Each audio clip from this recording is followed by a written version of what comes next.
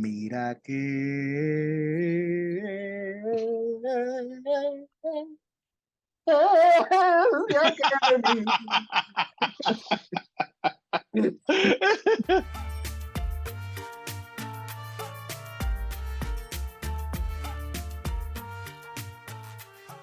Acción, mis amores. Welcome to yet another Drag Race review podcast. I'm your host, Terry Blas. And I am Chucho Quintero. And this is TheJWord, your home for all things Drag Race Mexico, aka La Más RuPaul. How are you? I'm great. I'm ready for another episode of La Más J-Word. La Más J-Word. J-Word La Más. Well, let's do housekeeping. Yes.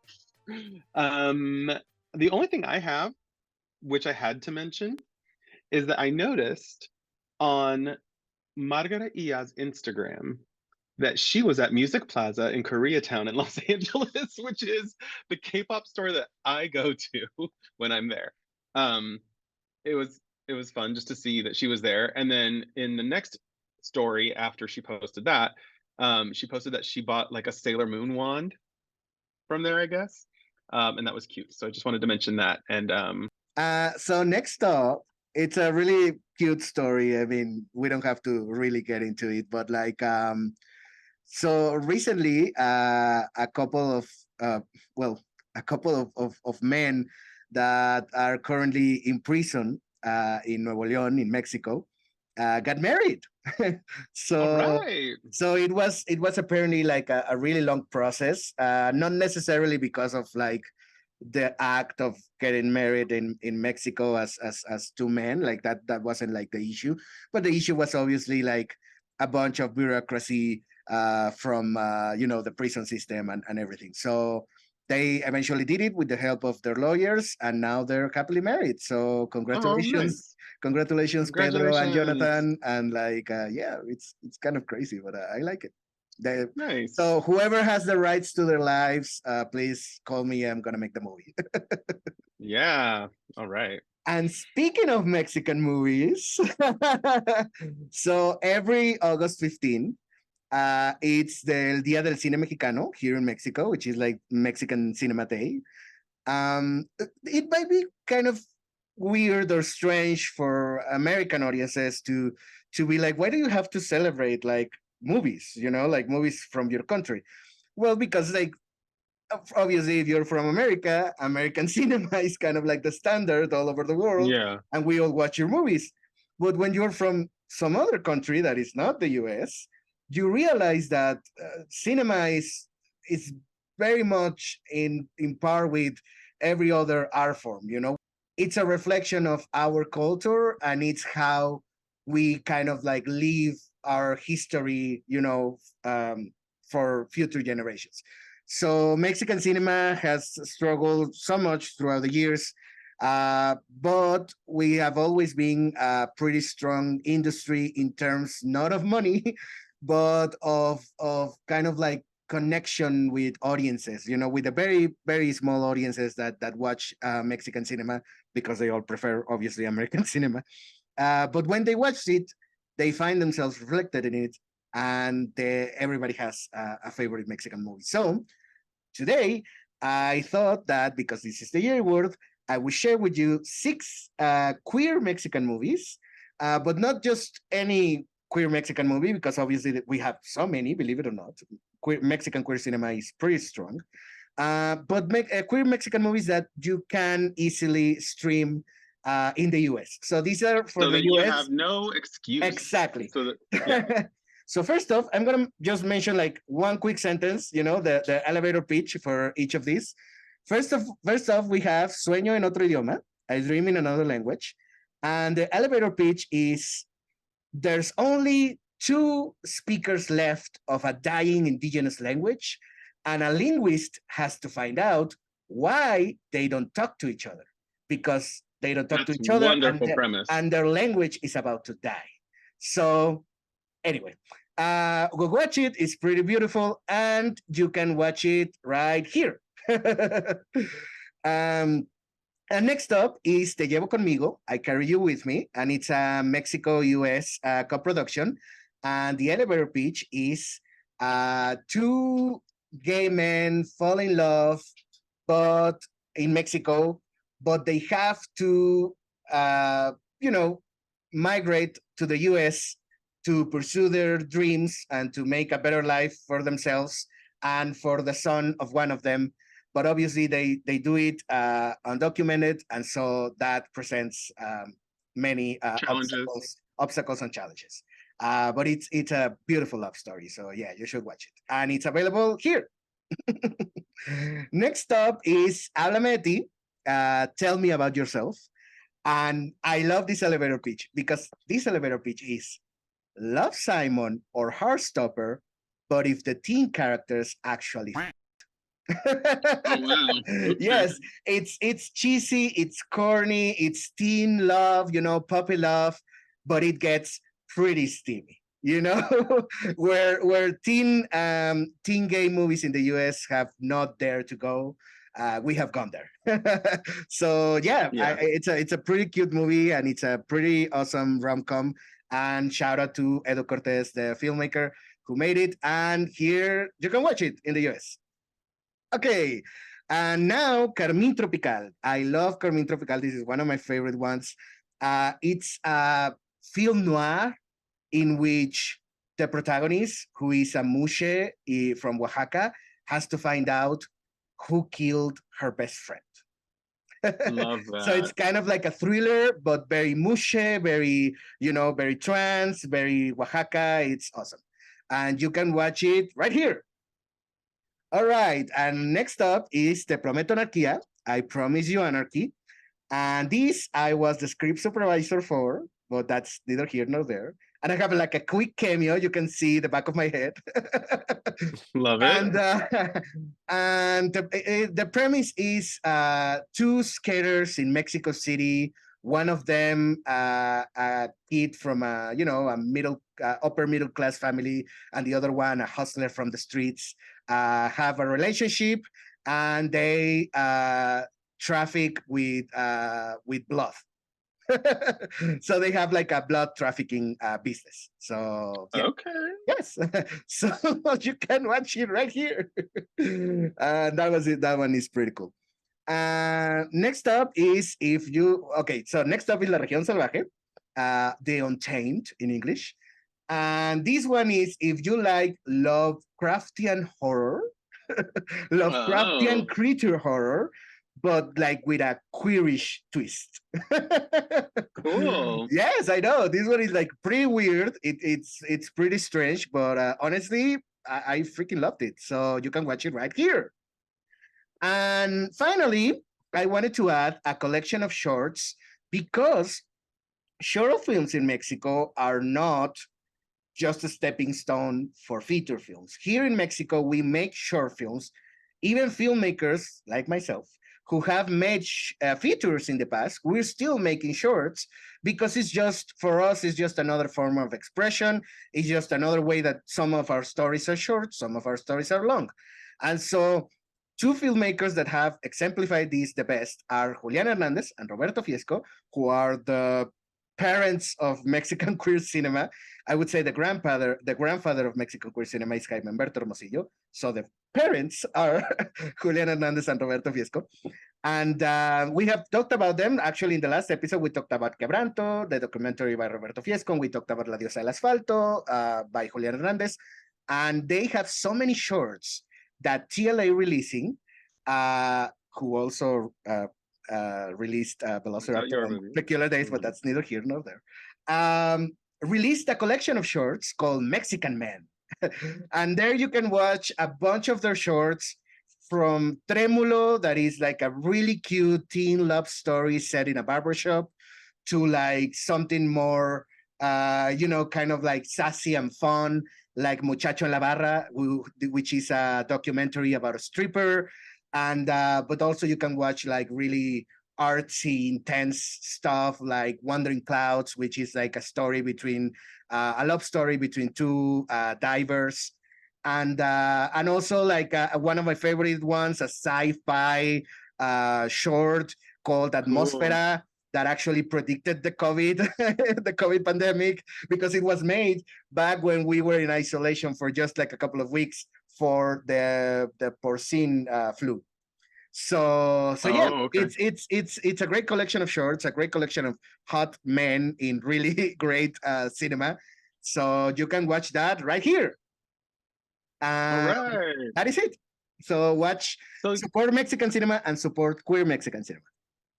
those all sound amazing. I've seen trailers for I think half of them, but if those each average like 2 hours a piece, that's like a season and a half of Avatar: The Last Airbender. So I'll Oh my watch these. God, Terry! I didn't tell you to watch anything. I'm just saying I'll watch. I'll finish watching some of these, or maybe I'll watch these and I just won't tell you that I So have. for those of you who have already seen Avatar, you can start watching this while I catch up with Avatar. Okay. To close out our housekeeping, I just want to say I got back recently from New York. I was doing a convention called FlameCon, and I found somebody who was selling yellow and black screen printed bandanas of Ryoga from Ranma 1/2. So I had to buy this. So that's me explaining my outfit today. And this lovely pin from my friend Josh Cornu. Okay. Anyway. And you know what? Ryoga was one of my gay awakenings when I was a kid. So I love him. And total cartoon crush. Yeah. And I have a photo with your own Pichan. With my Pichan? Yes. I took a photo when I was at your house. You did. Yes, you did. I did. Oh my gosh, I remember. Yes. Anyway. Well, we'll put up our photos with Pichan. Yes. Because what did we say in last episode? Anime is Mexican. Yes. Oh my God. We should make shirts like with Goku making tacos or something. Yeah. That's my next piece. Anime. This episode starts with them walking into the workroom on kind of like a new, it's a new day. And the thing I find funny is that as they walk into the workroom, Cristian is like directing the episode for some reason, like acción mis amores, and she's like, it's really weird. So she directs the episode up until Valentina's video message pops up. So in my opinion, her new name is Cristian Peralta, Transformista Oficial, Padre de Familia, Araña Peluda, Serpiente Emplumada, Niña Bien de Toda la Vida. Directora. So if you want directora, yeah, adding that to it. Anyway, Valentina's message pops up, and what she does then is introduce with Lolita the mini reto, which, if you want to let everybody know, everybody what? Everybody loves marionetas. They love what? Hello, Juno. Everybody loves marionetas. So this is my Juno puppet. Yeah. My Juno birch puppet. I love her. She's gonna feel her oats. Okay. Anyway, I'll stop. You can go to Terry's Instagram to watch her lounge at Terry's at Trixie's Motel. Yeah, Trixie Motel. You can see her whole adventure. The thing that I found interesting was that they keep saying marionetas, and I wasn't confused. Obviously, I know that they mean puppets, whatever, but they also say peluchones. The reason that I was kind of like was because marionetas, I thought, was a marionette, which is different than a puppet. A marionette is like one that you with strings that you make move, and a puppet is one you put your hand inside of, and a peluche is a stuffed animal. So there was all these different distinctions. Are they used interchangeably in Spanish in Mexico? Peluche, no, but títere and marioneta. You know what? Languages evolve, and people are the ones who decide that. So I do feel like títere and marioneta are kind of used interchangeably when you're just like speaking, like obviously if you ask somebody, they may tell you like, well, they're kind of different. And so, yeah, títere is a puppet and marioneta is a marionette. So, yeah. So why would they not say títere? I mean, what's funny is that I remember, well, I didn't know títere meant puppet, but I had heard the word títere before because my mom used to sing this de tin marín de do pingüe, cucaramácara títere fue, yo no fui, fue, that whole thing. Which is so mini mini mo catch a tiger by the toe. But yeah, I mean, but not literally, right? No. Yeah, but that's the version of, yeah. Anyway, what she says is, get ready for el Festival del Buffet, Yes. right? Which we mentioned before. Buffet is sort of like reading, right? But I love that there's sort of like a pun in here of like a buffet, like a buffet of buffet, right? Like all you can Okay. eat talking shit about somebody. Like I don't know. A shit Anyway, buffet. a shit buffet, a shade buffet. Yes. um, I've always felt like this. Bear with me. I'm not conspiracy, whatever, but I've always felt Okay. like this challenge is pretty rigged Mm, because absolutely. if it wasn't, like, obviously Cristian can't put her hand in and pull out her own puppet, so they have to like not include her puppet, which means that they could just put one puppet in there of Yes. who they want her to grab. So Yes. Cristian gets Regina. They always get like, oh, this queen and this queen had a little bit of shade between them. Okay, Right. she's gonna get her puppet. Like always. Yeah, yeah. Regina gets Matraca. Lady Quero gets Cristian. When she pulls it out, she says, Le faltan pomulos, which I thought, is that Pomulos. Chico? Pomulos? Pop, Pomulos. pop, mulos. Pomulos, which I thought was cheekbones. Is that right? Yeah. Okay, weird. I don't know why I knew that, but Galavaro gets Lady Quero, and the first thing she says is una milanesa empanizada, which is kind of all she needs to say. Matraca gets Galavaro, and she says, "Oh, well, being Galavaro is easy. You just have to be a whore, and that's it." They have like a couple minutes to drag up their puppet, and I am so done with this Drag Race Mexico mini challenge quick drag. They give them 5 minutes for quick drag. In like any other franchise, they give them like 15. yeah, Like I don't 5 know why. minutes. 5 minutes is it doesn't make Nothing. any sense. Yeah, yeah. Anyway. The weird thing is that with just a few minutes, I actually think Regina does a good job dragging up her puppet to make it look like Matraca. She does. Here's what's interesting. She puts stones on the face. She uses pom poms. She makes her eyebrows kind of like sad or whatever. She But what that? changes the brow completely. It's Yeah. weird.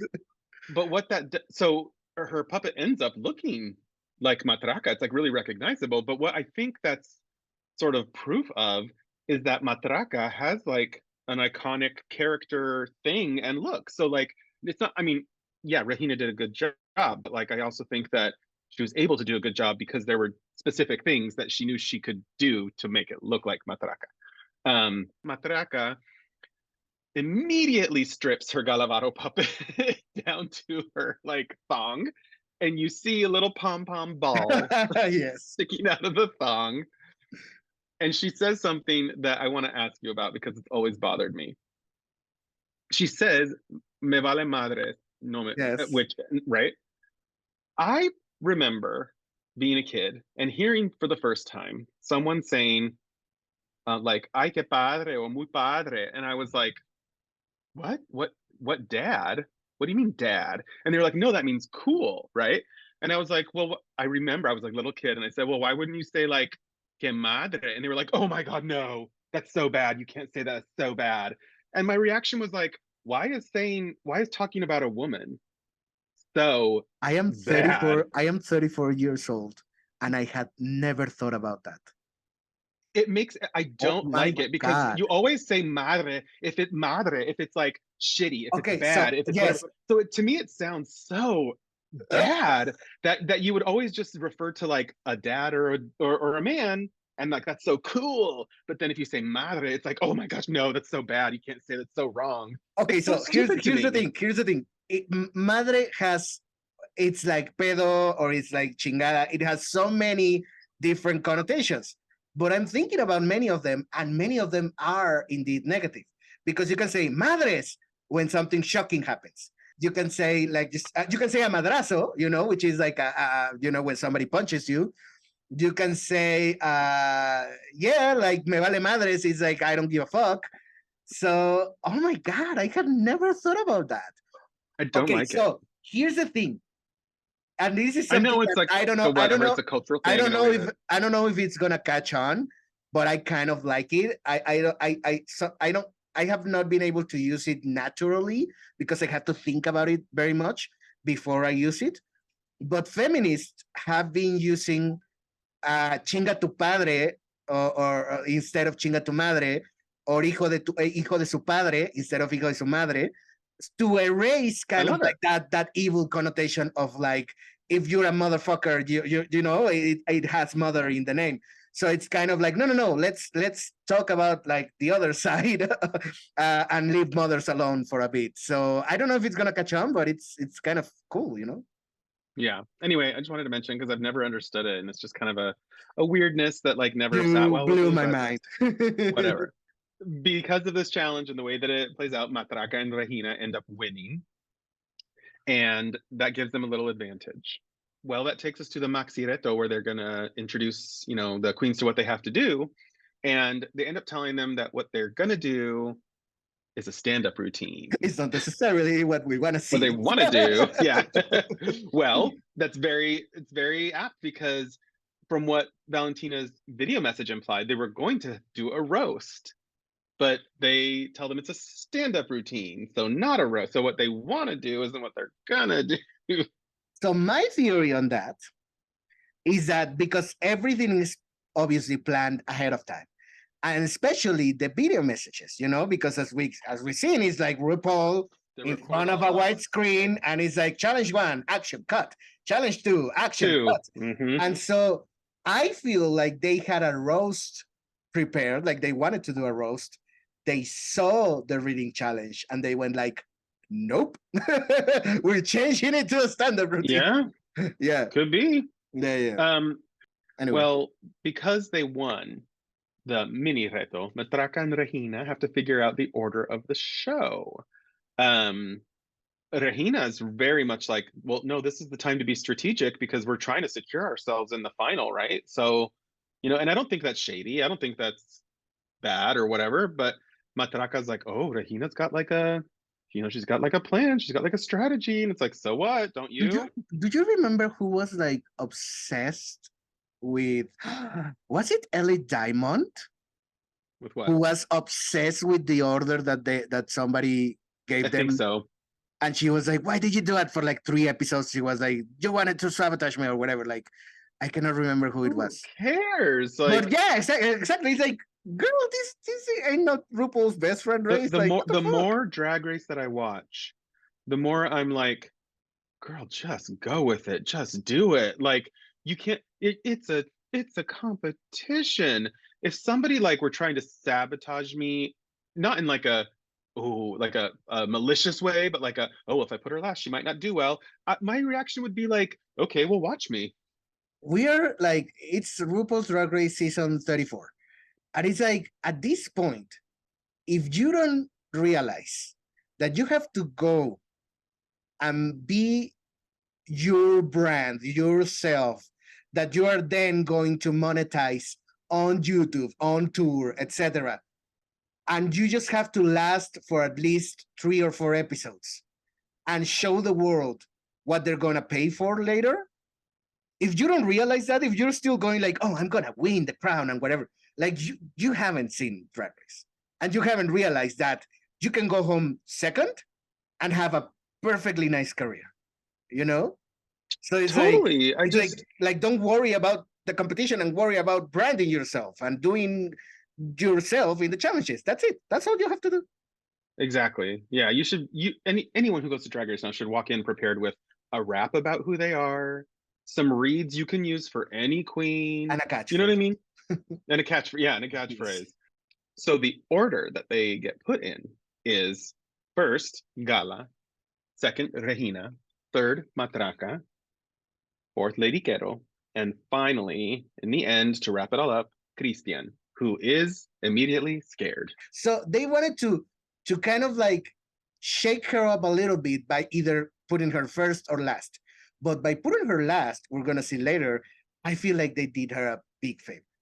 You know what I mean? So I think I agree. Yeah, I think I agree with that. They don't say they're going to do this, but they immediately go into Valentina and Lolita in the workroom, evaluating and helping them.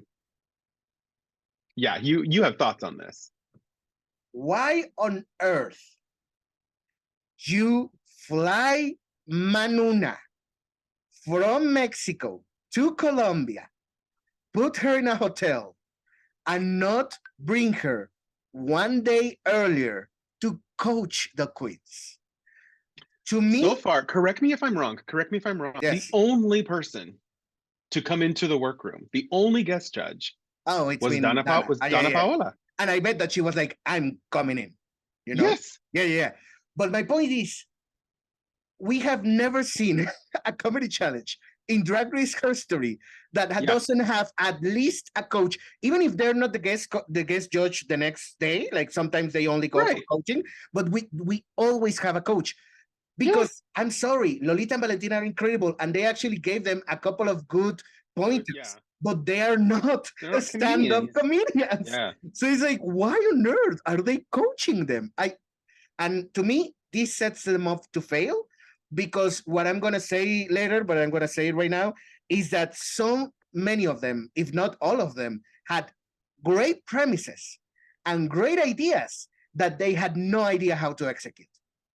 So it's like I feel like 1 minute with Manu Nna would have helped them tremendously. But anyway. Yeah, it's true. So you have something in here that says como hilo de media travesti de precio módico, like. I love it. Okay, so I think they tell her like just go for it, just go for it, just do your character, like don't hold back. And Quintero goes like, sí, me voy a ir como hilo de media travesti de precio módico. And so the thing is, this literally means I'm going to go for it like the thread of a pantyhose for a drag queen that doesn't cost that much.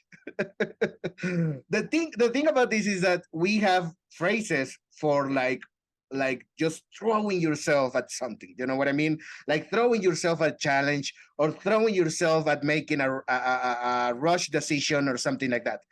And the one that we use the most, honestly, and I don't personally like, I don't think I've used it like naturally, like it doesn't come up for me, but many people use it. It's kind of inappropriate, so we're trying to phase it out little by little. But it's como gorda en tobogán, which is like a fat lady in a slide, on a slide. Yes, slide. Mm-hmm. Because it's just like, well, you throw yourself at it and you just go like, phoom, you know what I mean? So that is basically the expression. But honestly, I'm ready to stop saying como gorda en tobogán, and I'm ready to start saying como hilo de media travesti de precio módico, because yes, queen, I have heard como hilo de media. Como hilo de media is very common. Again, it's like throwing yourself and doing something so rush, so fast that you just go like like a threat of a precio módico, what is that? What is precio módico? Just not expensive. Huh.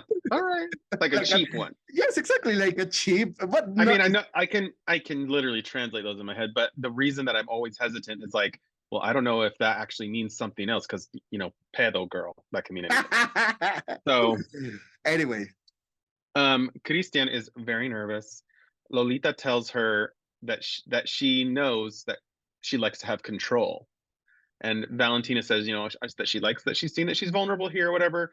But when she gets on stage, throw it away. Now, I liked hearing this because, like, I'm not like a performer or whatever, but I remember the one time I was in a musical, and I remember being nervous, right? And it was like opening night, yes, which nobody would ever do now. But I remember being backstage, hearing that like my cue's coming up, and I was nervous, right? And I don't know where it came from. It was like one of the times in my life where I felt like the most like something otherworldly. Yeah. Which I don't believe in that shit, right? But something came over me, and some other voice, maybe it was mine, I don't know, but it said, look, you can either make a total fool of yourself, or you can like fucking slay. So just fucking slay. And I was like, then that helped me, like Valentina said, like, just throw it out, just like whatever, just go out there and do it. And I think that's really good advice, because she's like, well, yeah, you're nervous, whatever. This was Valentina's like moment where RuPaul was talking to Adore Delano, and she's like, apply that to this challenge. Like, you're confident in these other areas, fine, then just do it for this. Also, Lolita goes like, "Can I give you a hug?" And she hugs Cristian. Oh yeah, this was And funny. got This up was from funny. the couch, lying on the couch. She goes like, "I want a hug as well." and then Cristian was like, "Well, I'm not living with a hug from Valentina." She goes like, "Can I get a hug?" Yeah. Valentina. How funny, because that was a moment of like, remember how a lot of queens on Drag Race say like, oh well, I barely saw RuPaul, and we weren't very personable, like didn't have much like personal moments with each other. So I feel like this was like Cristian's moment to be like, oh okay, well I'm here with Valentina right now, let me get a hug from her too. Yeah. So anyway, that takes us to Elimination Day. This is always one of my favorite parts of any episode, where they're in the workroom getting ready. I always call this part the Lion King.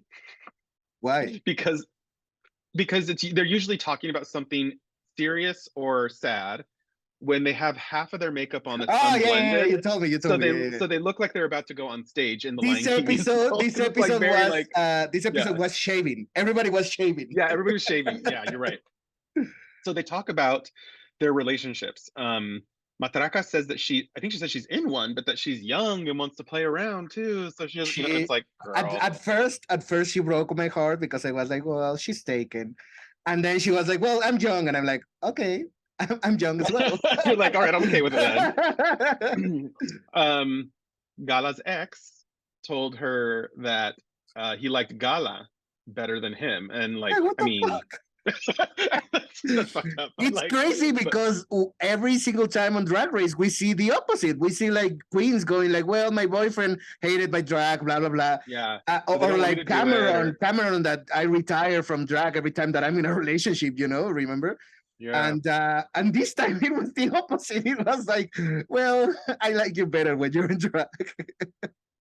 I wonder what that came from. Maybe, who knows? But we'll never know. But it was just like you said, a surprising thing to hear. Well, that takes us to the main stage. Valentina and Lolita come out onto the main stage. First of all, Valentina comes out in dark hair with a streak, this floral flowy dress. We'll get there. Lolita comes out in a short red showgirl. Well, we'll talk about it here in just a second. Okay. Lolita comes out in a short red showgirl dress and does her lumberjack walk down to the end of the runway. Girl. I don't understand. And then I don't understand this look from Lolita. What is it? I don't know. But whatever. Right? Well, Oscar, in his infinite wisdom, I don't know, yeah, comments that Valentina is, it's giving Michelle Visage. So what do you have to say about this? Because yes. Okay, so Jesus Christ, I'm gonna try to keep it short, I promise. So Michelle Visage doesn't have the copyright on the white strip in your hair. No, Manila Luzon did that before her. And well, I'll say, but that's just another one in a long line. Exactly. We'll see that here in a minute, because Manu Nna even mentioned. Okay. So here's the thing. Oscar goes like, "Oh, I'm so happy that we have Michelle Visage's daughter here with us." And Valentina goes like, okay. Yeah, you can see that she's not amused. And I paused the episode. And I went on a rant on Twitter, because we all know that Valentina loves three Mexican women in her life. Maria Felix. Maria Felix, Selena Quintanilla, and Thalia. So she didn't the Holy Trinity. She didn't just come out with the stripe. She came out in a dress with flowers. With daisies, with white daisies all over, and a bustier of it's not just a coincidence, flowers. Girl. So it's like, I'm sorry, if she didn't have that dress and she just had the stripe, okay, maybe I will buy it that she was giving Michelle Visage. But yeah, some hoop earrings and some leopard print. Because of the dress and all the time while we're talking, I'm showing you pictures, because with the dress plus the stripe, I'm sorry, that's Thalia. Like Thalia had the blonde stripe, the platinum blonde stripe, most of her career in the 90s. And the daisies, like that is her look. So it's like, you cannot tell me that she walks out and you don't immediately go like, oh yes, Thalia, because you love Well, Thalia. that's my question. That's my question though, is why is it that you and I know that? I don't know. But he does. Is he just trying to be funny? The fashion guy of Drag Race doesn't know that. And not only that, but like then I took a deep breath and I pressed play again. And thankfully, they introduced Manu Nna as, you know, the first lady of stand-up comedy, which Comedia, and Manu Nna goes like, actually, she's giving me Tongolele. And I go like, thank God somebody with a brain is in that panel. Because it's like, yes, that is also Tongolele. That's more acceptable than even saying Thalia. Yes, right? because it's like, okay, so not Michelle Visage, not Manila, not Thalia, Tongolele. Tongolele. You know? So for those of you who don't know, so let me tell you this. I always thought, because I don't know much about her, right? I didn't know much about her, but I have heard of her. And I was like, oh, the Mexican dancer, actress, vedette, you know, from the 40s, 50s. She's not Mexican. I was like, born in Spokane, Washington. Oh my God, what? I thought she was Cuban. Yes. No, it said born in Spokane, Washington on her, everything I looked up, that she is American and moved to Mexico. Okay. Wow. There's room for everybody. Let's just say that. What do you like to say about her? Like you said, a fabulous dancer. And speaking of Niurka, we're not really speaking of Niurka, but we always are deep down.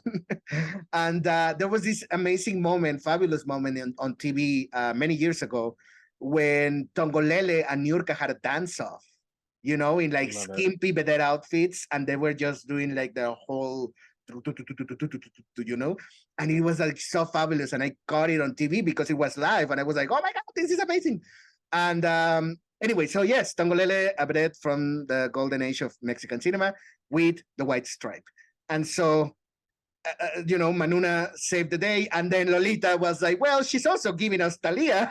And I feel like Valentina deep down was like, thank you, both of you, for that. Yes. Nothing wrong with Michelle Visage, okay? We love her. No. But imagine if you're referencing like, I don't know, if you do a whistle note because of Mariah and somebody goes like, oh my God, sorry, Ariana Grande. And he's like, well, no. But but there's an even bigger difference because of the cultural significant. Like one of these is Mexican and one of these is from Jersey, girl. One of these is someone you should recognize as part of your culture. And even Tongolele was not Mexican, but her entire career was in Mexico. So it's like, yeah, but she's culturally important to Mexico. Yes. People like, yeah. But the way this played out was Dolores being like, Thalia, you nerds, and Valentina being like, yes. Yeah. Anyway. Well, the queens start their stand-up. There is no audience. I hate that so much. Flames on the side of my face. Okay, so here's the thing. We had always had an audience for Drag Race challenges that involved audiences, you know, stand-up, roast, how do you say, talent show, etc. Suddenly, because of COVID, we stopped having audiences for a few seasons of regular Drag Race and a few seasons of UK Drag Race and a few seasons of other franchises. Fine, we get it.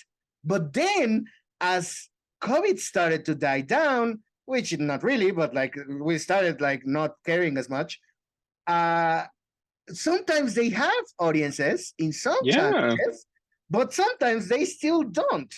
And so now I hate when they don't, because they make these queens perform comedy for nobody.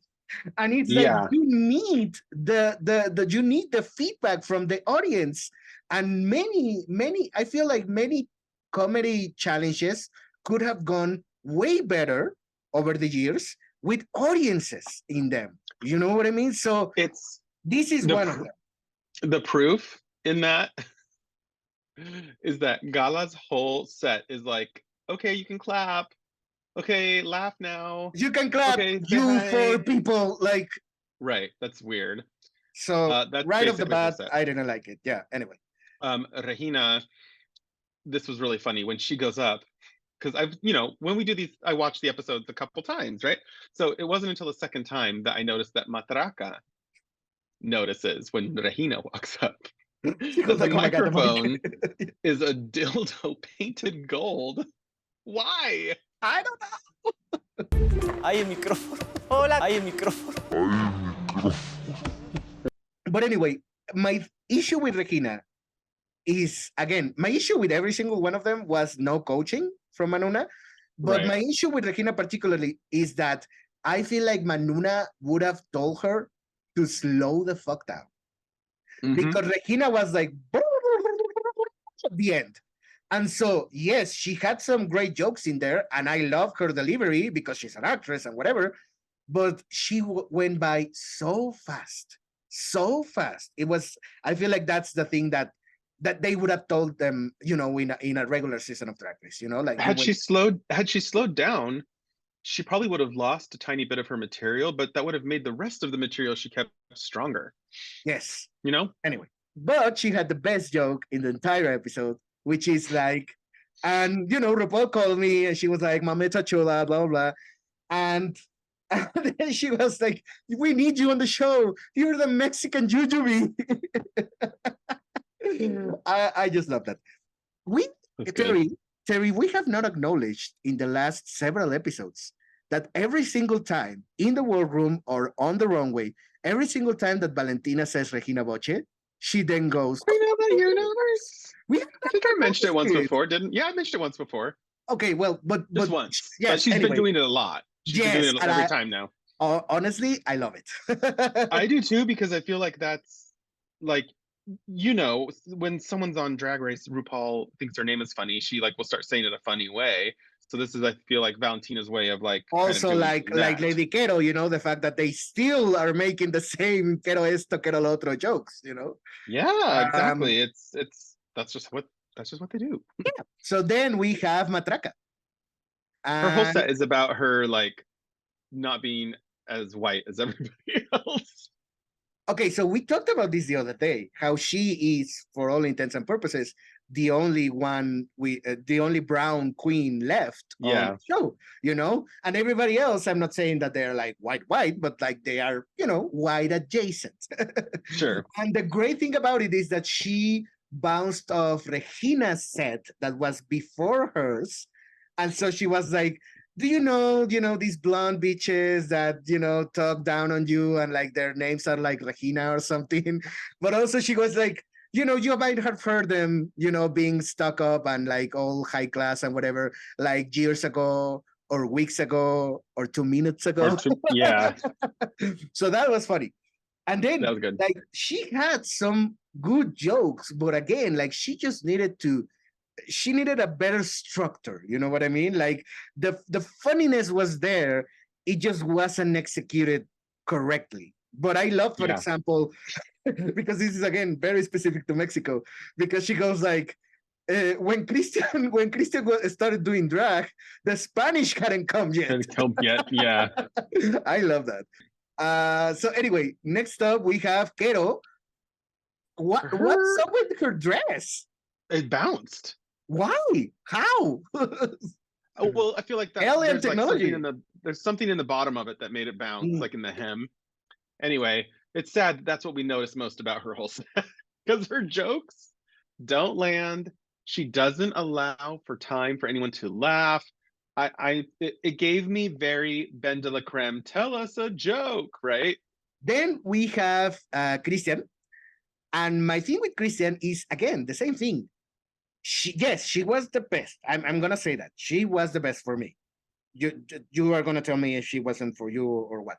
But the thing is that... I think she probably was, yeah. The thing is, again, she just needed one session of coaching to just finesse what she had prepared. And it would have been perfect. But the thing is, it was a little bit messy, a little bit all over the place.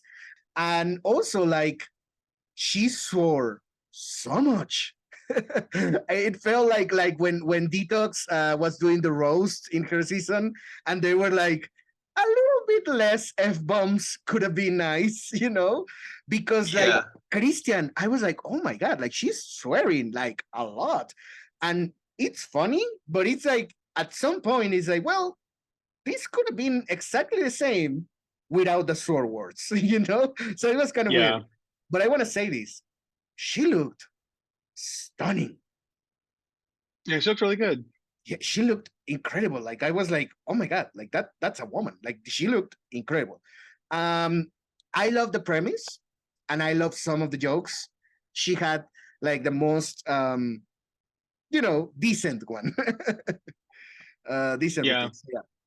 You had a question about the well, two things about her set that I want to mention.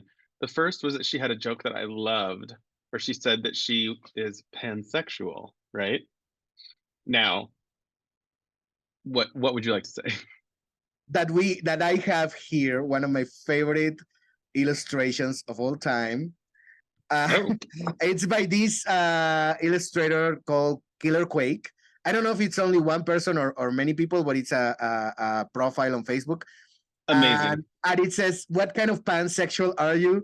And it's just a bunch of like guys, naked guys, holding different kinds of pan dulce. There's like a concha, there's like pan de muerto, there's like a rosca de reyes, and then all of them. All three. The thing is, for us English speakers out there, pansexual, obviously pan is because it's everything, right? But in Mexico, pan is breath. And so many people bread sexual. Yes, exactly. The other thing I wanted to mention was that she has a line that she says where she mentions well, what she says is aguantando a este puto, like putting up with, how would you say that? She says maricón and puto every single time. I think at no point she said like gay or homo or something. Right, but the way they subtitled it in English was putting up with this gay guy. And I was like, wait, that is not it. Well, I'm sorry to all the English speakers. If somebody from the LGBTQ community is calling themselves, you have to subtitle it as I don't care if you're uncomfortable with the word. If I am and I'm calling myself one, you have to subtitle it like that, because otherwise you are diminishing the words that I'm using to describe myself. But the thing that I didn't understand was that, like, even from just like a subtitling standpoint, when you've just subtitled a stand-up routine where she says that she's pansexual, that she's literally not gay, and then you have it just say like, oh, but putting up with this gay guy, it's like not what she said. No, I'm not because I can be pan and yeah. So anyway. Also, they mentioned later on the critiques. They mentioned Doña Lucha, that the accent that you don't like. I told you that it's a Chilango accent because it is an accent from Mexico City. But it was also very popular. You know, many comedians have used it over the years, but lately the one that is kind of like more popular than others is Doña Lucha, who is portrayed by Mara Escalante. You may know Doña Lucha as the character that Papercut played in La Más Famosa, in the kind of their version of Snatch Game, on La Más Draga Season 5. And so she's a lady that talks like this, and it's like this very funny lady that, you know, she's always like leaning back and like, you know, making funny jokes and stuff like that. And it's one of many characters that Mara Escalante does. And so they mentioned like, oh, you were trying to do the Doña Lucha voice, and that's funny, but like it didn't work, whatever. But then I was also noticed, speaking of great comediennes of Mexican TV, that Cristian, when she was like, imagine myself fucking a donut while somebody caresses my mantecada. Mantecada is like a Madeleine or something like that. Well, somebody caresses my mantecada and saying like, acaríciame la mantecada, Chabelita, or something like that. She made that voice. That is from the character Chabelita, played by the extraordinary actress Nora Velázquez. Chabelita was basically this pious woman, this very religious woman, who was going to confession with a priest. The priest could have was played by like many different actors over the years, like that doesn't matter. What matters is that Chabelita was always like crying, like literally, like seriously crying and going like, Padrecito, like I sinned very hard, and it was like I did so many awful things, and I need to confess and stuff like that. And she would tell like the dirtiest stories you could possibly imagine, but they were not explicitly dirty. Like she wasn't telling you the punchline. She was just telling you like, like he came in and he made me grab it, and I had to grab it and rub it. And so the father was like, oh my God, like girl, like what are you doing? And blah, blah. But then the punchline was like, yes, her bolillo, his bolillo, he wanted me to butter it for a mojete or something like that. Like she would always, the joke was that it wasn't dirty, what was being said, but that it sounded so dirty that it made the father, the priest, feel dirty and be like, oh my God, what are you saying?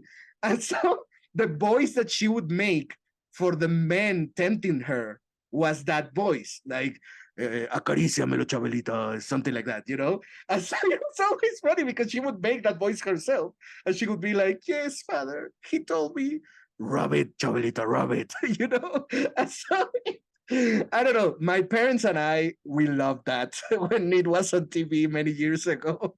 And so they mentioned two very funny ladies from Mexican TV and in this episode. So I wanted to shout out. Well, that takes us to the runway song. This week, that song is Spotlight by RuPaul. And before we review the looks, I think what we should do is talk a little bit about the theme and what you think about it.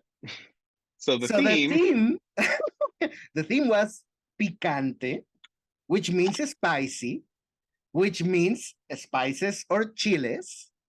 And let's show our audience a chart of chiles from Mexico.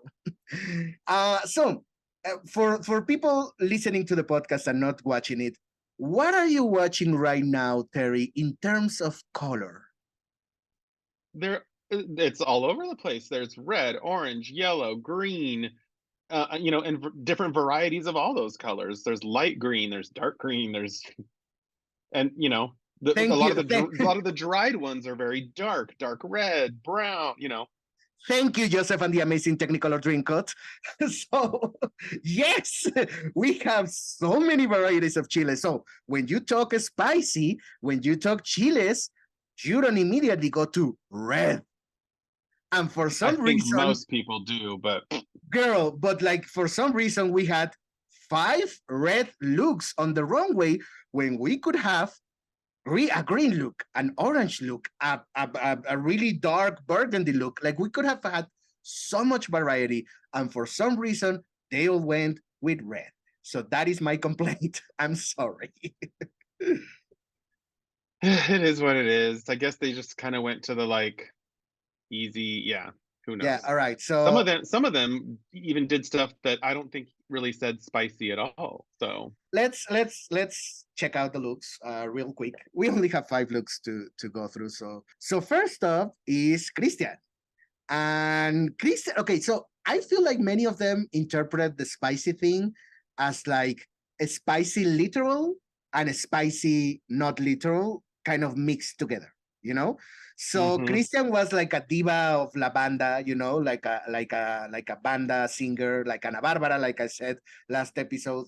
And so she was very much that, but with like 2 chiles coming out of her bra. Yeah, these they look like cuernos, but they're also chiles. They're like in the shape. So that was kind of interesting that these horns are in the shape of chiles. So I like this look. I mean, it's not like couture, it's not like high fashion, but it's pretty fierce.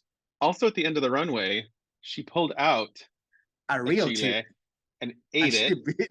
And so that was kind of great. I think this is like, if it's the brief, it's good. Yeah. And when she took the hat off, I did like the wig.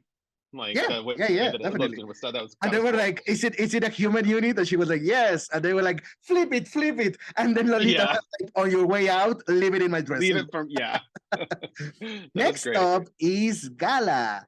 And this is I don't like this at all. This is giving me disaster, like Aja in the Princess Runway. Uh-huh. It is not. It's Oh God, I don't like it. well, what they say to her later is just very true. One, this doesn't fit her at all. Yes. Two, why these like sleeves? Like, Yeah. I don't know. Yeah. I feel like Anyway. this is a case of I feel like this was a borrowed dress. This is not Yeah. hers. Oh yeah, I was just gonna say Yeah, that. yeah. And also she looks like the I'm not familiar with it. You might be more the stop motion Christmas thing. Like the Are you talking about the like the Santa Claus is coming to town? yes. The heat Yes. guy? Yes. Yeah. Well, we'll find a picture. Yeah. Also, I want to say something about the cinching because I feel like we have seen Gala cinched. I'm not sure we have. I'm sure we have. I think we have not seen her with padding. The other day we talked about how she was not talked in the girl group challenge. Mhm. And we didn't know the reason. We didn't know if it was a statement. We didn't know if it was just, a mistake or something. But then I went through her Instagram when I was looking for the photo of her tattoo. And I saw many of her photos in drag, many of her photo shoots through the years, and she has never talked. So it is actually a gala battle thing that she doesn't talk. And so now I'm thinking that maybe she doesn't cinch either, or she doesn't wear pads either, which is like obviously it's a choice, but there's a reason why we're noticing in this look, because for this look, maybe it would have been better, maybe not even cinch, but like to fit the dress a little bit better if you're not going to cinch. You know what I mean? So yeah. It's her drag, it's valid, all drag is valid, but like not for this look. Anyway, next up is Lady Quero. And speaking of cinching, my God, she's cinched for the gods. I think she looks amazing. Incredible. This is the best she has looked on the runway so far. Agreed. Yes. Yeah. And it's so cool. Yes. But I'm going to say this would have been better in a chile chipotle shade, which is like this darker brown kind of thing. You know what I mean? Yeah. I can agree with that. I mean, she says that for her, spicy is nothing says spicy more than a vampire, and I'm like, okay. But I cannot imagine Dracula eating chiles and nogada, but yeah. But she looks great. All right. And we love the stunt, right? Oh yeah, this her like trip and then the blood and yeah. Yes. I don't know if you ever saw it, but I think one of the coolest things I've ever seen on drag in Drag Race Italia. Yes, it's so good. If you haven't seen it, I didn't see this. I didn't see the season, but I saw that clip and I was like, yeah. It's so good because not only is it like a surprise that like when she falls or whatever, no, she doesn't fall. So much sense. She pours all this. She like all this wine on her because like the character's supposed to be, oh, I'm just like a rich lady that drinks wine, and then she all over her, and it ends up being blood because she goes like, and then reveals that she's a vampire. But not only that, the wine across this white dress creates like a blood stain pattern that is so cool. It looks so good. Next up, we have Matraca. And before you ask me what you wanted to ask me, I have to say, I adore this from a distance. From a distance, it is flawless. The nude illusion is flawless from a distance. But every time that they went to a close-up, you could see the separation, the neckline, and just a piece of jewelry or something that would cover that, and it would have been perfect. But I really love this. I think this is incredible. I just feel like she went with the not literal route of like, I got the spice in my veins, in my blood. Yes, because I'm Mexican. Sure, go for it, girl. Can I say something controversial yet brave? Can I be vulnerable on the post once again? anytime, of course. Yes, you can call me Jiggly. So I am a Mexican, proud Mexican gay man who doesn't eat spicy food. I cannot. I cannot eat spicy food. So I'm sorry, but I don't like spicy food. And my main issue with Mexico as a country is that you cannot go to any restaurant, no matter what cuisine, because it happens in Italian restaurants, it happens in Japanese and Chinese restaurants. Everything has chile. You would go to freaking a sushi restaurant in Mexico, and they would be like, yes, here's your soy sauce. It has jalapenos in it. You didn't ask for them, but there they are. And it's like, no, I don't want to. The reason why I don't eat in Mexican restaurants is because I don't eat chile. And here I am in a Japanese restaurant, and you're trying to make me eat chile. So anyway, that's my confession of the day. Next up, we have Regina. And oh my God, Regina, you are an experienced queen with a wonderful career and more resources than the other queens, I bet. Why are you wearing a Festival de Dia de las Madres costume? This is not good. I don't like this at all. Here's what I want to say. If Regina was watching this, I would want her to know. We love you. Yeah, I think she's incredible. I think she's super talented. This is not a read, whatever. But what I think what could have happened here was that this would have been sort of the point in the competition for her to come out in something unexpected. Do you know what I mean? Maybe even last week, something unexpected. Because she's such a good seasoned queen, her style is very fixed in like a specific kind of way. So the hairstyles that she wears and the jewels, to me, say very, very like classic pageant drag. There's nothing wrong with that. That's amazing. I love Alyssa Edwards. You know what I mean? Like, I think that's great. But because you're on Drag Race, I think you need to show some like versatility in your looks in that way. So to me, what would have saved this is imagine like a really cool red vinyl, almost like bodysuit, right? With some sort of embellishment, some sort of stoning or whatever. But that thing that's on her shoulder, imagine that on her head with like a short wig. Yeah. You know what I mean? Like that would have been kind so of like cool. a beret, but with a beret on to the side. That would have looked so cool.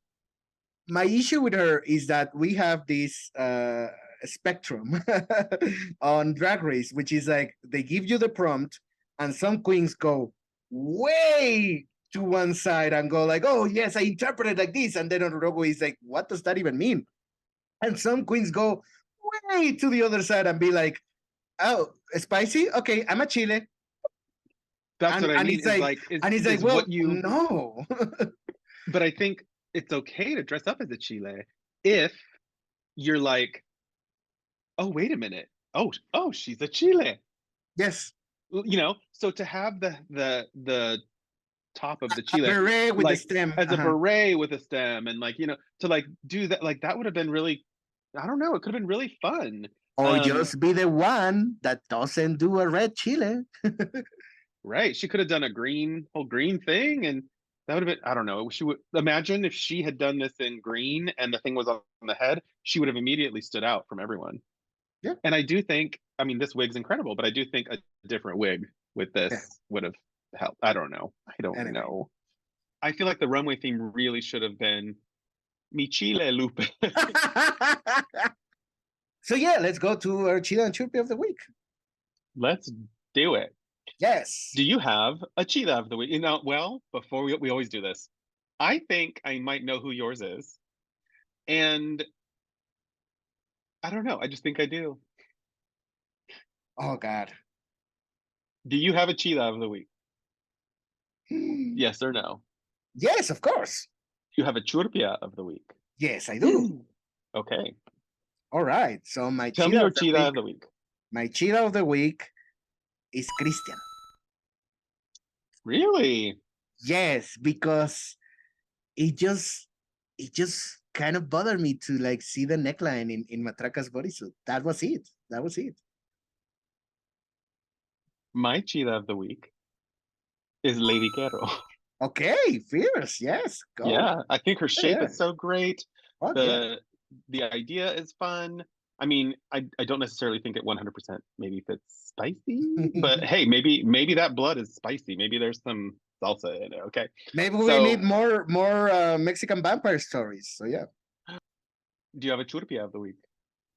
Yeah, it's Gala. It's definitely Gala. If I think about it, it's good.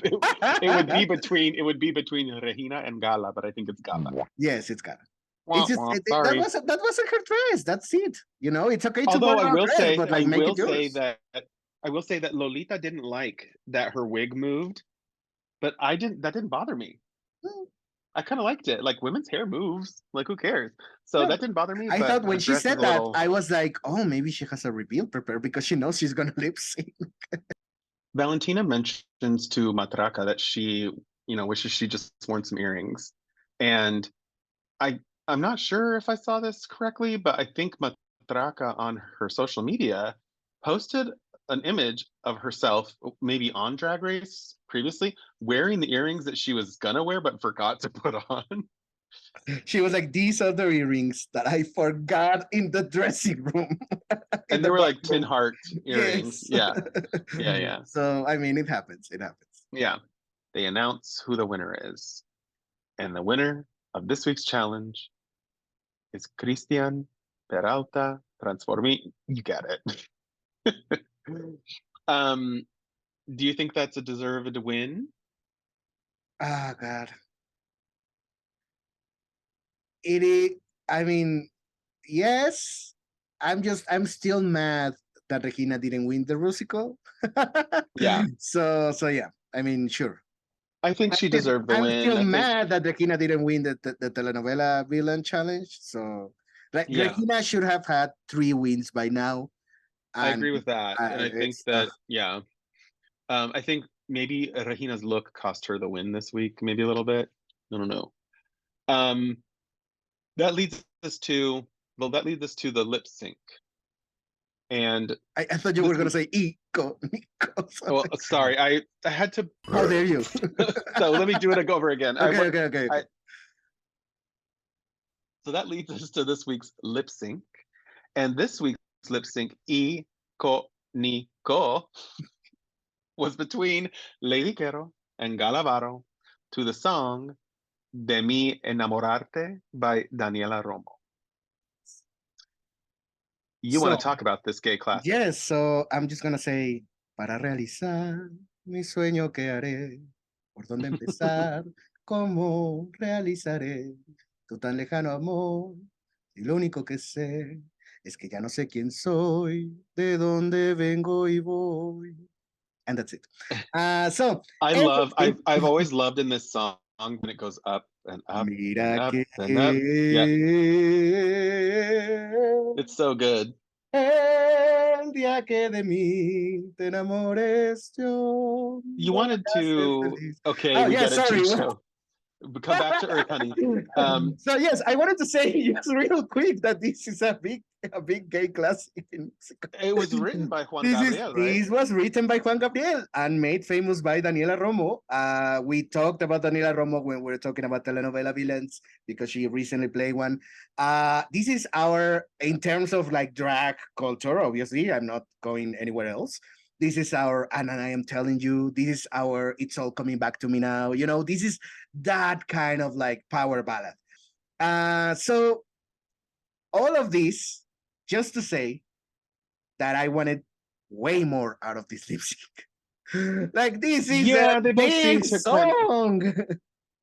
I mean, you can only do so much, I think, in this lip sync, but they could have maybe like done a little bit more. Sure. This is literally like fall in love with me. I need you to fall in love with me. Like, well, but Lady Quero even says that, and then like, yeah. So whatever.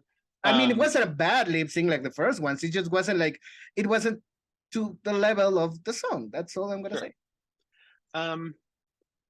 Galavaro wins. Yes. and Lady Quero is asked to sashay away. Yes. I want to mention that I think Lady Quero's sort of journey, her arc on this season of Drag Race Mexico was really interesting and really fun to watch, because I feel like she's a queen who we saw grow. Like she even mentions, like, I was in almost every episode. Great. You know, but like we really saw her sort of like grow and progress into, not into a amazing drag queen. I think she probably was already an amazing drag queen, but it's just interesting to see somebody like continually go up and thrive throughout a competition. I think she's somebody who I think people could have assumed might not make it to the as far as she made, but she really did. And I feel like last week she had a good week. You know, this week she may not have succeeded as much as she wanted to in the challenge, but her look was incredible. Like I think she did really well, and she should be really proud of what she did on Drag Race. Yeah, yeah. So when she is, saying her goodbyes at the end of the runway, she goes like, "Well, you will always have a place in my heart of quesillo, mi corazón de Mi quesillo." corazón de quesillo. Now, for everybody out of Mexico, quesillo, 31 out of 32 states in Mexico call it queso Oaxaca. And the one state that doesn't call it queso Oaxaca is Oaxaca. It's Oaxaca. They call it just quesillo, plain and simple. But queso Oaxaca, I'm sorry, I'm a basic bitch. It's my favorite cheese ever. It's not like, it's not, the taste is not as strong. You know, it's very mellow and you can just melt it. I melt it in quesadillas all the time. But I don't know, it's just good, you know? And so somebody posted a top 50 of like the best cheeses in the world. I don't know what the metric was. I don't know who they asked, but out of the 50 best cheeses in the world, number 1 through 4 are Italian cheeses. You know, Parmigiano Reggiano is the best cheese in the world, apparently. Then like Gorgonzola, Burrata, Grana Padano, etc. Number 5 is queso Oaxaca. So yeah. I love it. Yeah. And what's interesting is that even in like American groceries, like my grocery store down the street, you can find it. Oh my God, awesome. Yeah. The cheese I always want is queso Oaxaca and queso like panela. Yes. Right? I love them, and luckily you can find them somewhat easily around here. So yeah. Anyway, amazing. I could do a whole podcast about cheese. It's my favorite food group. I love string cheese. I love cheddar cheese. I love goat cheese. Between season 1 and season 2 of Drag Race Mexico, we're gonna do a season of just one cheese per episode. There we go. We'll just review cheeses, right? Yes. Anyway, let's do an art moment. Did somebody mention art? Nobody's singing. Anyway. First up, we have Jose Luim, who drew Margaret. Awesome. They also drew the cast in different, looks throughout the season. I think most of them are entrance looks. Yeah, I think that's true. Jose Luim drew the entrance looks of the cast. Yeah. Next up, we have Mai Ketchum, who drew Matraca in the denim eleganza look. I love this. I am obsessed with this. I love this. Really. I love this so much. It's really cool. Yes.